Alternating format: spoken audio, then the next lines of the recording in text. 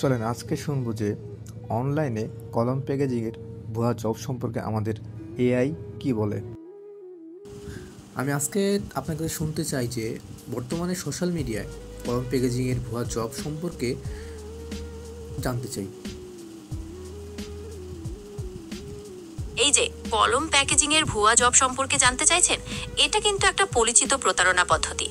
Social মিডিয়ায় দেখবেন এমন বিজ্ঞাপন দেওয়া হয় যেখানে বলা হয় বাড়িতে বসে কলম প্যাকেজিং এর কাজ করে প্রচুর ইনকাম করা যাবে, কিন্তু বাস্তবে এইগুলো ভুয়া হয়।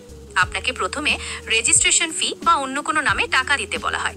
টাকা দেওয়ার পর ওরা আর যোগাযোগ করে না, অথবা আপনাকে নিম্নমানের কলম কিনতে বাধ্য করে যেগুলো আপনি বিক্রি করতে পারেন না, ফলে আপনি লোকসানের মুখে পড়েন। এই ধরনের বিজ্ঞাপন দেখলে সাবধান থাকবেন, আর কোনো রকম টাকা পয়সা দেওয়ার আগে যাচাই করে নেবেন। এ বিষয়ে আর কিছু জানতে চান? জি, বর্তমান সময়ে যে কলম প্যাকেজিং যে ভুয়া জব, ওরা মানুষের সাথে কিভাবে প্রতারিত হচ্ছে এবং তারা বিভিন্ন ধরনের ফাঁদ বলে যে পুলিশকে বলবে, এমন অনেক কিছু বলে। হ্যাঁ, প্রতারকরা বিভিন্ন কৌশল ব্যবহার করে। যেমন তারা প্রথমে আপনাকে বোঝাবে রেজিস্ট্রেশন ফি দিলে আপনি নিশ্চিতভাবে কাজ পাবেন, অথবা বেশি টাকা ইনকামের লোভ দেখাবে। আর কেউ যদি তাদের প্রতারণা বুঝতে পেরে প্রতিবাদ করে, তখন তারা ভয় দেখায়, যেমন পুলিশে কমপ্লেন করার বা আইনি ব্যবস্থা নেওয়ার। এইগুলো সবই তাদের ধাপ্পাবাজি,